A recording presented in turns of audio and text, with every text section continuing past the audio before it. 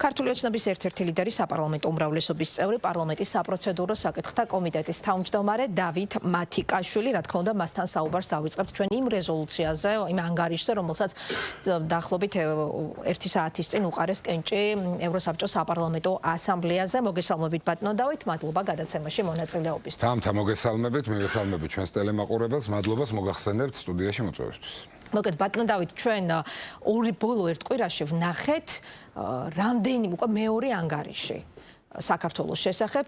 ერთი კვირის წინ მიიღეს ევროპარლამენტში, ახლა ევროსაბჭოს საპარლამენტო ასამბლეაზე. პრაქტიკულად, როდესაც დოკუმენტს გავეცანი, იდენტური მოწოდებები, იდენტური წუხილები და შეშფოთება იქ საუბარია დემოკრატიულ უკუსვლაზე, სამოქალაქო სექტორის მედიის ოპოზიციის დევნაზე, შევიწროებაზე, რეპრესიულ კანონებზე, პოლიტიკურად მოტივირებულ სისხლის სამართლის საქმეებზე, კანონებზე, რომლებსაც მიიჩნევენ რეპრესიებად.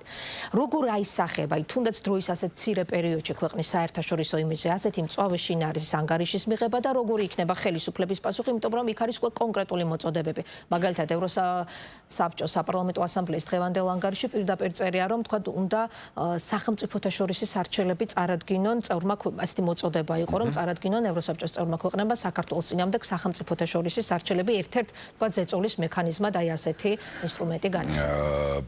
როგორც ევროკავშირიდან, ასევე ევროსაბჭოდან ესეთი დაბეჭდილება რჩება, რომ ცდილობენ გააკვირვონ ქართული საზოგადოება, გააოცონ ქართველი ხალხი, უფრო მეტ ტყუილს, ცილის წამებას, თავდასხმის ახალ ფორმებს, ვინ, რომელი უწყება თუ კონკრეტული ევრობიუროკრატი მოიფიქრებს, მაგრამ ქართველ ხალხს ვეღარ გააკვირვებენ, იმიტომ რომ იმდენი რა მართლაც იმდენი ზღვარს, ფსკერს დაშვებული ტყუილი და ცილის წამება გვაქვს ჩვენ ბოლო პერიოდის მინიმუმ 4 წლის განმავლობაში მოსმენელი, რომ გასაკვირია მაშინ ნამდვილად არაფერი არ არის, კიდევ ერთი თამთა, კიდევ ერთი აშკარა და ღია გამოხატულება იმისა, რომ შეუგუებლობა აქვთ მათ იქ ევროპაში, ევროპულ სტრუქტურებში იმ გადაწყვეტილებისა, რაც გააჩნიათ ქართულ ხალხს. არ მოწონთ ეს გადაწყვეტილება, ამიტომ არ ერიდებიან და ყოველგვარ ტყუილს წერენ იმ რეზოლუციებში, რომელსაც კაპიკი აქვს ფასი. ხა ამაზე ჩვენ ხშირად ვსაუბრობთ, შეიძლება ეს ფრაზაც გაცვდა, რომ კაპიკი აქვს ფასი, მაგრამ ასეა და სხვანაირ შეფასებას ვერ მივცემთ.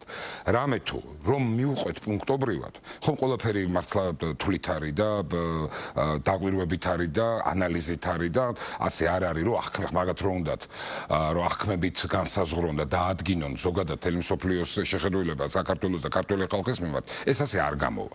ყველა პუნქტს ყველა გრაფას გააჩნია თავისი კონკრეტული პასუხი და ეს პასუხი იმდენად საფუძვლიანია და ისე არსებითად ხსნის იმ თავდასხმის და ცილის წამების შინაარსს, რომ არავინ არ უღრმავდება ამ მოცემულობას და მხოლოდ ესე თქვენ თვითონ ბრძანეთ, რომ რაღაცა წერტილმძიმეც კი copy-paste-ით აქვს პრაქტიკულად გადმოტანილი, რაღაცა დაამატეს, კიდე ახალი ძალმომრეობა მოიგონეს, მოიფიქრეს რაღაცა ქართველი ხალხის მიმართ, ნაკლებად უსმენენ მათ.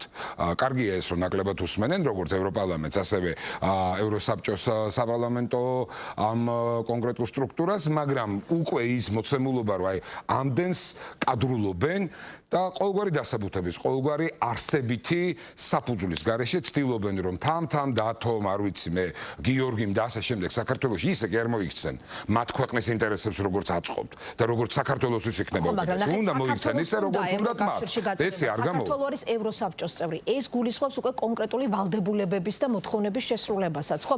ანუ თუ ჩვენ ევროკავშირი გეუბნებათ თქვენ, რომ აი ამ კონკრეტული რეკომენდაციების გაუთვალისწინებლობის შემთხვევაში საქართველოს ევროპული ინტეგრაცია ვერ გაგრძელდება.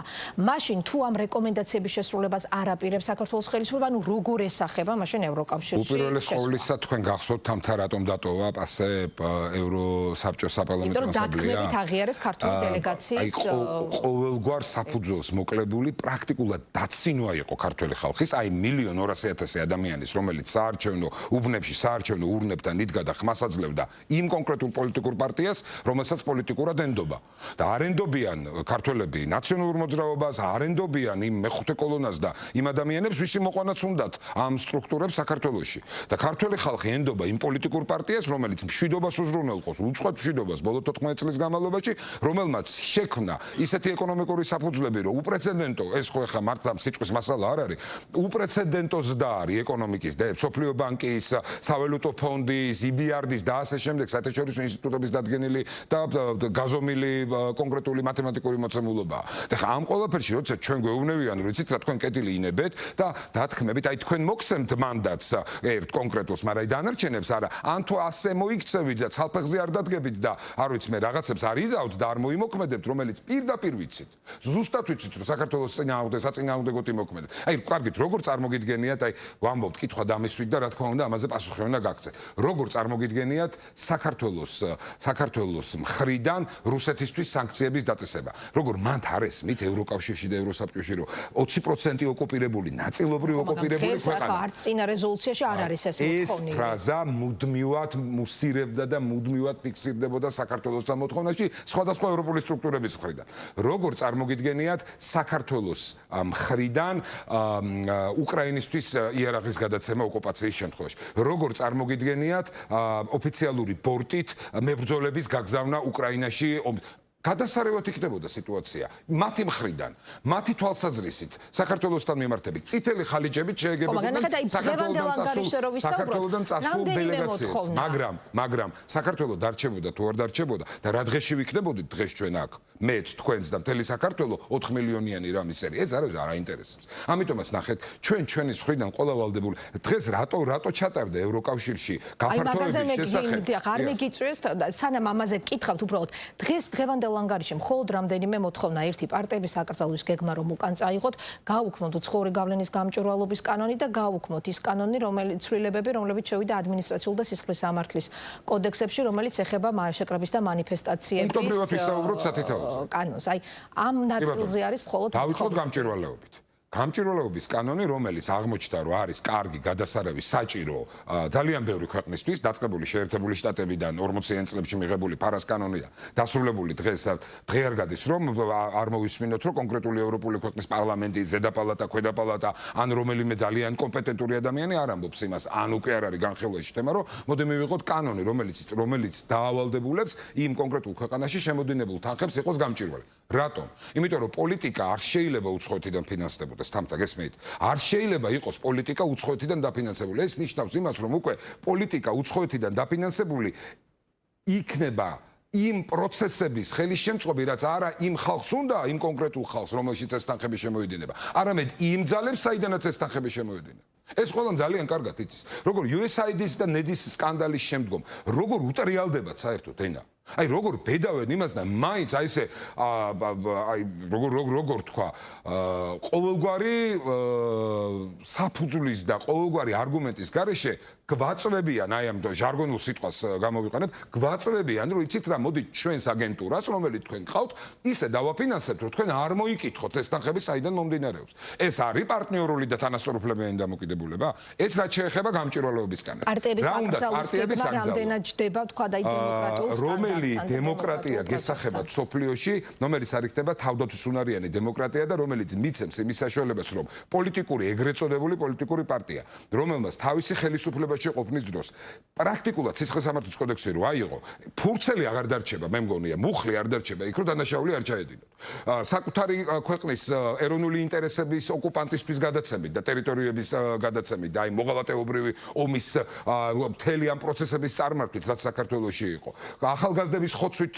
ქუჩაში ქონებების წართმევით ეკლესიების ნგრევი და ქონებების წართმევით ბიზნესისთვის ისა ქვია პატიმრების გაუპატიურებით პეტენციურ დაწესებულებაში ეს ყველაფერი ხო რეტროსპექტივა მოახდინა იმ კომისიამ ხო ნაციონალური მოძრაობა არ არის იქ მოხდა ლელოც შეიძლება დაანონსდა რომ შეიძლება პარტიების ახალი ჩამონათვალიც დაემატოს ჩვენ არაფერი არ აგვიგზალია დამთა ჩვენ არ გვაქვს იმის არც მოლდოვა ვართ ჩვენ არც უკრაინა რომ ავდგეთ და კონკრეტულმა რაღაც სახელმწიფო სტრუქტურამ და უწყებამ იმდენი იკადროს და იმდენი მიცეს თავის თავს უფლება რომ რომელიმე პარტია აგზავნოს. ეს დემოკრატიაში არ წერია. ჩვენ სასამართლოს მივმართეთ და შეიძლება ერთ პარტიასთან დაკავშირებით აბსოლუტურად მართალი ვარ და მეორესთან დაკავშირებით შეიძლება არ ვართ ისეთი მართალი. გადაწყვიტოს სასამართლო, მაგრამ ჩვენ აბსოლუტურად დარწმუნებული ვართ რომ ის ამათი კოლექტიურ ნაცნობრაობას რასაც ვეძახით და ერთიანი ორთოდოქსი ნაცები და მათი ბიძაშვილი პარტიები ერთმლიანობას წარმოადგენენ. საკონსტიტუციო სასამართლო ვინ დარჩება ქართულ პოლიტიკურ სპექტრში, ნუ თუ არ ჩავთვლით გიორგი გახარიას პარტიას. წარმოგიდგენია თქვენ მოცემულობა, როდესაც ველი, პოლიტიკური ველი, რომელიც მუდმივად არის დაკავებული ნახევრად კრიმინალური პოლიტიკური ძალებით, პირდაპირ დავარქმევ მეხუთე კოლონით, რომელიც მუდამ ფინანსდებოდა უცხოეთიდან და მუდამ ანტი-ქართული საკუთარ სამშობლოს წინააღმდეგი პოლიტიკა გააჩნდა. როგორ წარმოგიდგენიათ, ეს კრიმინალური ძალა არსებობს პოლიტიკურ ველზე, ის კი ხო დაკავებულია ყველაფერი, ეს ხომ ელემენტარული არითმეტიკაა, რომ მისი ადგილი ჯანსაღმა პოლიტიკურმა ძალებმა ოპოზიციამ ხომ უნდა დაიკავოს. როგორ შეიძლება დემოკრატია განვითარდეს ისე, სადაც არ იქნება ჯანსაღი ოპოზიცია? შეიძლება იყოს საუბარი იმაზე, რომ მუდმივად კრიმინალები, იმიტომ რომ მათ აქვთ მორგებული და კოხტა თაცვიათ პოლიტიკოსების მანტიები, ასე ჩამოსკოპებულები იყვნენ ყველგან და პირდაპირ გვეუბნებოდნენ, რომ იცი რა ჩვენ ხელშეუხებლები ვართ. მე რა რომ ჩვენ ამდენი 9 წლის განმავლობაში ხოცვაჟლეტაში ამოვხადეთ კინაღამ ქართველებს სული. მე რა რომ 20% ტერიტორიები ჩავაბარეთ ოკუპანტს. მე რა რომ 2012 წლის შემდგომ დღე არ გადიოდა და ნაბიჯი არ იდგმებოდა საქართველოს პროგრესის, რომ აი ამ პროგრესის მამოძრავებელ მანქანის ბორბალში ჯოხი არ შეეჭოთ. გახსოვთ თქვენ კანდელაკის მოგზაურობა და მუხლის შოკით სიარული, რომ ნუ მიცემთ საქართველოს, ნუ გავუფორმებთ საქართველოს ასოცირების ხელშეკრულებასო. დღესაც რომ გამობრძანდებიან ევროპარლამენტი იქნება თუ ევროსაბჭო, იქაური დეპუტატები. კითხეთ, აბა ვისგან იღებენ ისინი ინფორმაციას და ვისგან არიან გაჯერებული ამდენი ტყუილი და სისულელი. ეს არ არის ეს ზალა? თუ რამე გვეშლება. თუ ჩვენ გადავწყვიტეთ ქართულმა უცნებამ და ჩვენი გადაწყვეტილებით ვინმე გავაუქმებთ. არა ბატონო, სასამართლო მიიღებს ამას. რაც შეეხება კანონებს, ნახეთ. უბრალოდ ერთს დავაზუსტებ, გარდა საერთაშორისო ორგანიზაციებისა, გარდა ოპოზიციისა, ამ კანონებთან მიმართებაში თქვენ მიერ მხარდაჭერილ სახალხო დამცველსაც აქვს შენიშვნები. გუშინ ანგარიში საკმაოდ მწვავე ანგარიში იყო, მან პირდაპირ თქვა, რომ არ არის პროპორციული და თანაზომადი ის ადმინისტრაციული პასუხისმგებლობები და ზოგიერთ შემთხვევაში სისხლის სამართლებრივი პასუხისმგებლობები, ასევე ჯარიმები, რომლებიც ცალკეულია ესეთი შეკრებების და მანიფესტაციებთან დაკავშირებული კანონების ფარგლებში ამოქმედა, იგულისხმება გზის და ტროტუარის გადაკეტვა და ასე შემდეგ. საინტერესო მოხსენება ქონდა სახალხო დამცველს და სახალხო დამცველს ჩვენ ყოველთვის უსმენთ მნიშვნელოვანი ინსტიტუცია სახელმწიფოში, მით უმეტეს პარლამენტი განსაკუთრებით და გამორჩეულად თანამშრომლობს. თუმცა იმას არ ნიშნავს, რომ ყველაფერში ვეთანხმებით ჩვენ სახალხო დამცველს. ბოლო ეს კანონია, ხო? მოდი ამ კანონზეც ვილაპარაკოთ. გახსოვთ თქვენ რამდენი დღის განმავლობაში ну ასობით 100 დღე იყო თუ უფრო მეტი იყო, ხა ზუსტად დღეების რაოდენობას ვერ გავიხსენებ. 100, 150, კარგით 200 ადამიანი პრაქტიკულად პარალიზებას უკეთებდა 3.800.000-იანი სახელმწიფოს დედაქალაქს, სადაც ცხოვრობს 1.5 მილიონი ადამიანი. მის ცენტრალურ გამზირს. გერმანიაში დამყოფი იქნებით ბერლინში, ბრანდენბურგის კარიბჭესთან არის ადგილი, სადაც ყველას შეუძლია თავისი პროტესტი გამოთქვა და მუდმივად იქ თუ მიბრძანდებით, აი მუდმივად ხან რომელი დროშით, ხან რომელი იმით რა ქვია დევიზით თუ პლაკატით დაგხვდებათ ვიღაც ერთი კაცი, ორი კაცი, შეიძლება 5, შეიძლება 20, რაღაცას აპროტესტებენ. მაგრამ იცით როგორ ადგილას აპროტესტებენ? სადაც არც მოძრაობაა ხალხის, არც არავის ხელს არ უშლიან. ერთადერთი შეიძლება ხმა გაიგო მათი. მეტი არაფერი, სხვანაირად ხელს ვერ შეგიშლიან. ეს პატივცემული ადამიანები ბჭყალებში კეტავდნენ ქუჩას და საშუალებას არ აძლევდნენ ქალაქს ყოფილიყო ნორმალური ტემპით ცხოვრების რითმში. და ეხლა რა ვის უკვირს ესეთი რამ რომელიმე ევროპულ ქალაქში ყოფილიყო, იმ ქალაქებში სადაც გავეშებულ ძაღლებს აგლეჯინებენ მომიტინგეებს, რომლებიც შვიდად წყნარად ზიან და წყნარად აპროტესტებენ რაღაც კონკრეტულ მოცემულობას. გახსოვთ დანიაში რა მოხდა. იმ ქალაქებში სადაც არ ჩაივლის საპოლიციო ოპერაცია, იგივე პარიზი მაგალითად, რომ რაღაცა კონკრეტული მსხვერპლი არ მოხდეს, ლეტალური შედეგით არ დამთავრდეს. და ხა იქ რომ ესეთი რაღაც მომხდარიყო, თქვენ როგორ წარმოგიდგენიათ, რას გააკეთებდა იმ ქვეყნის ხელისუფლება და როგორ მოიმოქმედებდა? მხოლოდ ასეთი კანონით არ. მე პირდაპირ გეტყვით, დაღლებს მიუსევდა ამ ადამიანებს და იქ შეიძლება უბედურება დატრიალებულიყო. კანონმა, რომელსაც გააჩნია თავისი შესაბამისი თუ სახალხო დამცველს არ მოწოს მაგალითად, გასაჩივრების საკონსტიტუციო ორგანო. და გაასაჩიროს თუ ვინმეს არ მოწონს. იგივე ტროტუარები ავიღოთ. რაც სავალ ნაწილზე ხდებოდა ავტომობილების, იგივე ხდებოდა მე ტროტუარებზე და ხალხს არ ატარებდნენ. ეხლა ამ კანონს თავისი შინაარსიც გააჩნია, თავისი მნიშვნელობაც სტრასბურგის სასამართლოს გადაწყვეტილებებთან დაკავშირებით, თავისი პარალელებიც და თავისი კონტენტიც, ასე რომ ეს ტყუილა ეხლა ჯიღის რტყმა გულზე და რაღაც ფრაზების სროლა აღქმების დონეზე არ ივარგებს. არის საკონსტიტუციო სასამართლო, კეთილი ინებოს ყველამ, თუ ვინმეს არ მოწონს ეს კანი და გაასაჭიროს. ჩვენ ვიცით, რომ მივიღეთ ის დემოკრატიული წესი, რომელიც დემოკრატიულ საზოგადოებაში ხალხს იცავს, აი ესე ერთი მუჭა ადამიანებისგან, ვისთვისაც მშვიდობა, ქვეყნის წარმატება, ეკონომიკური წინსვლა და ყველაფერი ეს არის ზედმეტი და უნდათ მეხუთე კოლონას მოყვანა ხელისუფლება. ერთ-ერთი შენიშვნა ასევე აგრესიული რიტორიკა და რომელსაც ისინი მიიჩნევენ ანტიდასავლურ რიტორიკად ხელისუფლების მიერ ინსპირირებულ და წახალისებულ. აი თქვენც აღნიშნეთ დღეს რომ არავითარი ჩალის ფასიც კი აღარ ექნება აი ამ ანგარის გუშინ პრემიერმა თქვა რომ ევროსაბჭოს საპარლამენტო ასამბლეა აბსოლუტურად უინტერესო ინსტიტუტია. საბჭოთა კავშირთან იყო ასევე შედარებები ევროკავშირის, ევროპარლამენტის, ანუ შესაბამისად ამ ნაწილში, როდესაც თქვა აგრესიულ რიტორიკაზე საუბრობენ დასავლელი პარტნიორები, საქართველოს ხელისუფლების პასუხისმგებლობა არ იკვეთება? თამთა სრული პასუხისმგებლობით გეუბნებით. არასდროს ჩვენ თავდასხმა არ გაგვიხორციელებია რომელიმე ან ევროპულ ინსტიტუციაზე, ან ევრობიუროკრატზე. ყოველთვის იყო პასუხი. ყოველთვის იყო პასუხი იმ სრულიად უსამართლო თითიდან გამოწვეული და ორმაგი სტანდარტით გაჯერებული შემოტევების გამო, რასაც ჩვენ ყველა მთელი საქართველო აქ საკუთართვალით აკვირდებოდა 2022 წლიდანაც და არც მანამდე აკლებდნენ, უბრალოდ მანამდე ჰქონდათ რაღაც თავთავისი იმედები აქ. ხან შავმიშელის შეთანხმებით უნდათ დემოკრატიის თავზე დანგრევა ქართველი ხალხისთვის ხანრით და ხანრით. და საბოლოოდ რომ მიხვდნენ რომ ჩვენი საზოგადოება ეს რაღაცას ვერ ითვალისწინებენ თამთა იცით. ქართველი ხალხი არის 90-იან წლებში გამოვლილი და გამობრძმედილი აი იმ უბედურების მნახველი, რაც ჩვენ ყველა მივიხილეთ საკუთარ თავზე როგორ დატრიალდა ერთ დღეში, ერთ თვეში როგორ შეიცვალა ყველაფერი ჩვენს ქვეყანაში და როგორ დადიოდნენ ბეტერები და ტანკები ჩვენს ქუჩებში. ეს დაინახა ქართველმა ხალხმა. ამიტომ ქართველი ადამიანის მოტყუება, ფოჩიან კამფეტებზე რაღაცების გაცვლა, ქართველი ადამიანისთვის ბევრად რთულია და ძალიან გაუჭირდება ვინმე ამის გაკეთება და ვერ შეძლებს. აი ამას ყველაფერს ვერ პატიობენ ხვდებით ქართველ ხალხს, თორემ მეტი არაფერი არ არის.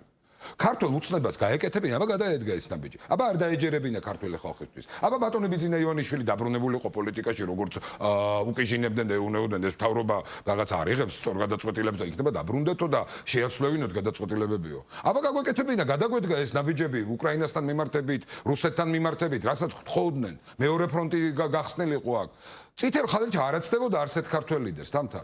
მაგრამ ეს იქნებოდა ქართველი ხალხის ინტერესები, გეკითხებით მე თქვენ. ნახევრად ოკუპირებულ, 20% ოკუპირებულ ქვეყანაში. ეხლა ომის საფრთხე ისევ არის? ომის საფრთხე არის მუდმივად, სანამ ომი არის უკრაინაში. საქართველოს ფაქტორი და საქართველოს როლი თამთა ძალიან საღათ უნდა შევხედოთ ამ ყველაფერს. ეს არ არის ხაპარი და პურის მოწრეული. ძალისხმევა მიმართულია ახლა ომების დასრულებაზე და ომების დასრულებაზე და სამშვიდობო მოლაპარაკებებზე. პარალელურად ჩვენ ვხედავთ როგორ მოძრაობს ევროპაში სამხედრო მანქანადა, როგორ ცდილობენ მილიტარისტული მიმართულებით საკუთარი პოზიციების გაძლიერებას, როგორ იზრდება ქარხნების და სამხედრო მრეწველობის რაოდენობა სხვადასხვა ქვეყნებში და ასე შემდეგ. და ამ მოცემულობაში კიდევ ერთხელ გეუბნებით, სანამ მშვიდობა არ დამყარდება, მყარი მშვიდობა, ძელვადიანი მშვიდობა, საქართველო როგორც პროქსი, გემრიელი ლუყმა გარკვეული ძალებისთვის, საიდანაც მარტივად მათი შეხედულებით შეუძლიათ საკუთარი მრუდე დღის წესრიგის განხორციელება ყოველთვის იარსებებს. ამიტომ ხიზლადაც უნდა ვიყოთ,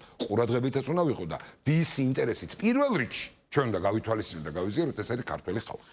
აი მერე კი ბატონო, ქართველი ხალხი არის ამოსავალი წერტილი. რატომ არ იყო საქართველოს დელეგაცია მიწვეული ევროპარლამენტში, სადაც განიხილება გაფართოების საკითხი? აი სასაცილო არის. თუ იყო კომუნიკაცია, ან თუ გქონდათ მცდელობა მმართველი გუნდიდან, რომ მიიღოთ მონაწილეობა ამ შეხვედრაში? აი თამთა სასაცილოა სატირელი რო არ იყოს. ალბათ აი ეს ფრაზად ეს გამონათქვა მე ამ ყველაფერს ყველაზე უფრო მეტად უხდება.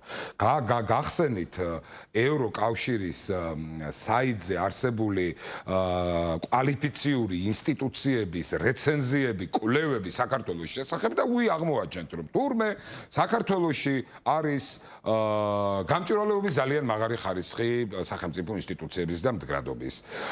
კანონის უზენაესობა არის იმ მასშტაბით და სასამართლო სისტემა ისე მოქმედებს რომ რომ უსწრებს ძალიან ბევრ ევროკავშირის და ნატოს წევრ ქვეყნებს.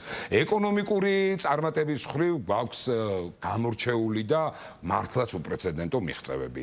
ყველგან სადაც კი შეიძლება ევროკავშირთან დაახლოების ნიადაგი არსებობდეს, საქართველო არის მოწინავე და არა მხოლოდ უკრაინაზე და მოლდოვაზე. ყველა იქ კანდიდატი 10 ქვეყანაა თუ არ ვწდები კანდიდატი ქვეყანა, ყველა იმ კანდიდატს უსწრებს. და ამ ყველაფრის ფონზე, როგორც კი დაჭირდებათ, რომ ჩვენს ქვეყანას პოლიტიკურად დაარტყან, როგორც კი ისე ვიღაცას გაახსენდება თავში მოუვა, ან კონკრეტული ძალიდან ვიღაცა უკარნახებს, რომ მოდით გავახსენოთ ქართველებს, იქ ოპოზიცია არის, ეს რადიკალური ოპოზიცია და ერთი მაშველი რგოლი გადაუგდოთ კიდე, იმიტომ რომ თაკთარი ხელით პოლიტიკურ მოუსავლეთში ჭედავენ ამ იმას, რა ქვია, ერთი მისამართით ბილეთს, ხო, ეს ხდება ახლა, რაც ნაციონალურ მოძრაობაში ხდება და ვინ დაასახელეს ამ ნაციონალურ მოძრაობის მომავალ ლიდერად და საერთოდ წარმოუდგენელი რაღაცები ხდება. განულების განულება ხდება დღეს რადიკალურ ოპოზიციაში. მათ ხო ჭირდებათ ხარდამჭერი რგოლი, რომ ამ ჭაობში რომ იხჭობიან, იგება რაღაცნაირად ამობობდნენ. აი ეს არის მეტი არაფერი. აბა სხვაზე რა შეიძლება დააბრალოთ ამთა მოცემულობა, სადაც ყველა მიმართულებით ყველა ასპექტით საქართველოს არის მოწინავე და საქართველოს არის ბარდერი. გეოგრაფია თუ იციან, აი ნეტარი საინტერესოა. გეოგრაფიას თუ კიდე კარგად ჩაუკვირდებიან, რუკა თუ კი არის, იყო გახსოვთ ალბათ თქვენც იქ დადიოდნენ ადამიანი ირანი ვერ იპოვეს იმაში ევროპარლამენტში და ევროსაბჭოს საპარლამენტო ასამბლეაში კიდე გუშინ მოусმინდე ხალხსა დამიტკა, არ მაქვს საკითხული, მაგრამ ხარს უჭერო. აი ესეთი მიდგომა როდესაც ექნებათ დეპუტატი რო ყვებოდა. ესეთი დამოკიდებულება რო ექნება ჩვენი ქვეყნის მიერ, გასაკვირი არის რამე. და დიალოგს ასევე ნიკოლ სამხარაძე აცხადებს ბოლო დღეებია, რომ დიალოგის განახლებას თავაზობენ ევროკომისიას და ამ პროცესში ისინი შუამავლობას თხოვენ ევროპულ ქვეყნებს. დასახელდა მისი მხრიდან 6 ევროპული ქვეყანა, თუმცა და კონკრეტების გარეშე.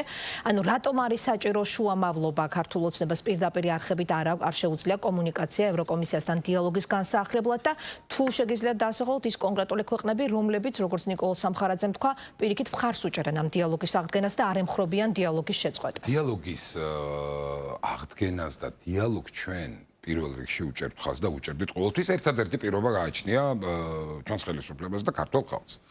სამართლიანი მიდგომა საქართველოსთან. სამართლიანი დამოკიდებულება ჩვენი ერისადმი. ჩვენი ერის გადაწყვეტილებების პატივისცემა. არა ორმაგი სტანდარტი, არა დასანქცირება თავისუფალი მედიის არა ტყუილებით გაჯერებული შემოტევები ყველა ჩვენთაგანზე, არამედ სამართლიანი მიდგომა. სამართლიანი მიდგომის პირობებში უმარტივესია ამ ურთიერთობების აღდგენა. მაგრამ ეს სამართლიანი მიდგომა ალბათ არის რაღაცა დროის შუალედი, როდესაც ისინი კიდე ფიქრობენ, რომ იმ მრუდე ჭაობით გაჯერებული პოლიტიკით, რომელსაც ქართული ხალხის მიმართ აწარმოებენ, რაღაცა ფონს გავლენ და ჩვენ გვაიძულებენ ისეთ ნაბიჯი გადავდგათ, რაც დაანგრევს საქართველოს, მაგრამ ეს ეამოვნება ევრობიუროკრატიას და არაფორმალურ მმართველობას. და შუადერეფნიდან როსურთ, გუში რომ გამობძანდა ევროკომისარი და თქვა რომ გაიხედეთ საშიო თუ შუადერეფნიდან დაფრინავენო ეს თვითრინავებინო ჩვენცო ეკონომიკური და ენერგეტიკული კავშირი ურთიერთობა შუადერეფნის გამოყენებით უნდა მოვახდინოთო. ეს შუადერეფანი რომ მოწონდა უნდა და საქართველოს რას უშვებიან? სად როგორ უნდა მოახდინონ? აი რანაირად უნდა მოახდინონ ისე, რომ საქართველოს დამაკავშირებელი კასპიასა და შავ ზღვას შორის და აი ეს ყველაფერი ბუნებრივად გეოგრაფიულად არსებული მოცემულობა უნდა გააუქმონ და საქართველოს გვერდის სავლით შუადერეფანი გამოიყენონ. აი რა საკეთებენ? ხო სასაცილოა. ჩაიხედონ კიდე დაუბრუნდნენ, არ ვიცი მესამე კლასში ისწავლება, რომელშიც მეოთხე კლასში გეოგრაფია დაუბრუნდნენ და იქიდან დაიწყონ, რომ საქართველოს გარეშე შუადერეფანი არ არსებობს. და საქართველოში დემოკრატია რომ არის და ქართველი ხალხი 1,200,000 ადამიანი რომ კონკრეტულ პარტიას ენდობა და ხმას აძლევს, კეთილი ინებონ, მოწონთ თუ არ მოწონთ. მიიღონ ეს ძალა, როგორც ამ ხალხის არჩევანი და მას დაილაპარაკონ და არა იმასაკე დამნაშავე მიხეილ სააკაშვილი. დასასრულს მინდა აუცილებლად გკითხოთ, თქვენ ახსენეთ ოკუპაციის მძიმე შედეგები და ამიტომ მინდა გკითხოთ ცხინვალის საოკუპაციო რეჟიმში, ეგრეთ წოდებულ მთავრობის თავმჯდომარედ დაინიშნა რუსი მაღალჩინოსანი, საუბარი არის მარად კამბოლოვზე და გიორგი კახარიას გუნდმა ცალსახად ეს ფაქტი შეაფასა საქართველოს ტერიტორიების ფაქტობრივი ანექსის ახალ ეტაპად და საოკუპაციო რეჟიმსა და რუსეთს შორის შორის გაფორმებული სამოკავშირო ურთიერთქმედების გაღრმავების ხელშეკრულების აღსრულებად. დღეს წარმოდგენილი იყო შესაბამისი შინაარსის რეზოლუციის პროექტიც, თუმცა ქართულმა ოცნებამ ჩააგდო და მხარი არ დაუჭერა ამ პროექტს. რატომ ეს ერთი კითხვა და თუ აპირებს ასევე საქართველოს ხელისუფლება აი ამ ფაქტზე რაიმე რეაგირება და შეფასება გააკეთოს, რაზეც ასევე თქვენი ოპონენტები საყვედურობენ, რომ დუმს მათი თქმით ხელისუფლება. თუ ვინმეს არ აქვს მორალური უფლება ნაცმოძრაობასთან ერთად, რა თქმა უნდა, კიდე ეს ხმამაღლა ილაპარაკოს საერთოდ ამ საკითხებზე, ოკუპაციის თემაზე, ცხინვალთან მიმართებით და ამ შემდეგ ეს არის გახარია და მისი გუნდი. და ჩორჩანას ეპიზოდს გაგახსენებთ, მე როგორ გადააბარეს მილიონი კვადრატული მეტრი ტყე ოკუპანტს იმ მოცემულობაში, სადაც ეს საერთოდ არ იდგა ამისი არანაირი საჭიროება, არანაირი აუცილებლობა იმ საგუშაგოს ჩადგმის და კიდევ ერთხელ დააყენეს ჩვენი ქვეყანა ძალიან დიდი რისკის წინაშე, რომ იყო იმის რისკი 2008 წლის უბედურება განმეორებული იყო ჩვენს ქვეყანაში. ნამდვილად არ აქვს მაგათ ამისი მორალური უფლება, ამიტომ რაც აი ესეთ საკითხი სხვაჩორის დაუკვირდით ჩვენ და აი თქვენც რო დაუკვირდეთ ისეთ თემებზე აპელირებენ, სადაც აბსოლუტურად არანაირი მორალური უფლება არ აქვს, რაიმე ხმამაღლა ილაპარაკონ. იქნება ეს შეკრება манифестაციების კანონი, სადაც მათმა ბელადმა საკუთარი გადაწყვეტილებით თვალები დათხარა ადამიანებს და მაღაზი აპელირებენ. მათმა ბელადმა ჩორჩანას ეპიზოდში ამხელა მიწა გადაცა პრაქტიკულად ოკუპანტს და ეხლა რაღაცა რეზოლუციები შემოაქვთ. ნუ წარმოუდგენელი. მაგრამ ყველა ამ ფაქტის შემდეგ ის მაინც დააწინაურეს და პრემიერა გახდა. ეს დააწინაურეს, ახსნა იყო ამ ყველაფრის და საზოგადოება მოისმინა ეს ყველაფერი და მაგაზე მე მგონია კითხვები აღარ არსებობს, მაგრამ ის რაც მათ გააკეთა, მაგაზე ძალიან ბევრი კითხვებია და სტრასბურგის სასამართლოს აქვს პირველ რიგში ეს კითხვები. და უნდა გაეცეს, გაქცეული რო არის დღეს. ხო, მაგრამ არ გაცემულა კითხვა, თქვა ვინ ითხოვდა მის პრემიერებას. რაც შეეხება ცხინვალის საოკუპაციო რეჟიმს. ჩვენ კაფიოდ და ცალხრივად გვაქვს ჩვენი პოზიცია თამთა. საქართველოს ტერიტორიები არის ოკუპირებული. ამიტომაც არა გვაქვს ჩვენ რუსეთთან არანაირი პოლიტიკური ურთიერთობა, არანაირი დიპლომატიური ურთიერთობა, სანამ ჩვენი ქვეყნის ტერიტორიული მთლიანობა არ აღდგება და რა თქმა უნდა, იქ ნებისმიერი მსგავსი რამ რაცვლებაც იქნება და რაცვლების მიმართებითაც ჩვენ ცენტრალური ხელისუფლება ამ ოკუპაციის გამო, აი მოღალატეობრივი პოლიტიკის გამო და ოკუპანტების ქცევის გამო ვერ ვახცევთ იქამდე და ვერ საკუთარ ძალაუფლებას ვერ ვავრცელებთ, ბუნებრივია რაც ხდება იქ არის საქართველოს ჩვენი ქვეყნის და ჩვენი ქვეყნის ტერიტორიული მთლიანობის წინააღმდეგ მიმართული. ხა აქ ამას ორი აზრი არ გააჩნია. ამიტომაც საქართველოს გააჩნია მკაფიო ცალსახა პოზიცია. კიდევ ერთხელ ვიმეორებ, ჩვენთვის უმნიშვნელოვანესია საქართველოს ტერიტორიული მთლიანობის აღდგენა. კიდევ ერთხელ გავიხსენებ პრემიერის სიტყვებს. 0% ოკუპირებული ტერიტორია ჩემი და ჩვენი საქმიანობის მიზანი და 0% სიღარიბე საქართველოში. ორი ეროვნული ამოცანა. ხო, მაგრამ რატომ არ იყო მაშინ ასეთი და მეორე არის სიღარიბე რეზოლუცია, ასეთი შინაარსის რეზოლუციის პროექტი მხარდაჭერილი? არის ესეთ ნიანგის ცრემლებს და თვალთმაქცურ ქცევებს, რაც არაერთის გვაქვს კიდე მოსმენილი ჩვენ საქართველოს პარლამენტში. და ეს პოპულისტურ რაღაცა მცდელობებს, რომ ხალხის სენსიტიურ საკითხებზე მათი გული მოიგონ, ხალხმა გადასარევად იცის ვინ არის, ვინ იყო გიორგი გახარია. ყველაზე კრიტიკულ მომენტში საკუთარი ქვეყნის და საკუთარი პოლიტიკური გუნდის, რომელიც ენდობოდა მას, რომ დაკრა ფეხი და იქ იმეების სხვადასხვა ელჩების რჩევებიდან გამომდინარე, გაიქცა და ეს ყველაფერი იმ სოუზით შეთავაზა, რომ ეგება ჩამონგრეულიყო ქართული ოცნების ხელისუფლება და მეხუთე კოლონას დარჩენოდა ხელში სადავეები, აი ამ კაცის იმ კაცის, რომელიც ჩორჩანას ეპიზოდში ოკუპანტს გადაცა მილიონი კვადრატული მეტრი ტყე და იმაზე თვალები დათხარა კიდე საერთოდ უსაგნო რო იყო, პარალელურად არ იყო აუცილებელი წყლის ჭავლის და რეზინის ტყუების გამოყენება და თვითონ აღიარა რომ იმ აქციის დროსო მე ვიღებ ყველაფერი ჩემ თავზე და დღეს ესე ურცხვად გამოდის და ამბობს რომ არა მე ესეთი მცანება არ გამეციო. აი ესეთი ადამიანებისგან აი მსგავსი ემოციური დამოკიდებულება საზოგადოებამ ძალიან კარგად იცის, ამიტომ თავს ნუ შეიწუხებენ. ეს ნიანგის სრემლების არავის არ ჯერა მათი. მადლობა დავით მათიკაშვილი, საპარლამენტო უმრავლესობის წევრი, ქართული ოცნების ერთ-ერთი ლიდერი, პარლამენტის საპროცედურო საკითხთა კომიტეტის თავმჯდომარე, პასუხობდა ჩვენ შეკითხვებს პირდაპირ ეთერში. დღევანდელი გადაცემა ამით დასრულდა. ხვალამდე გემშვიდობებით.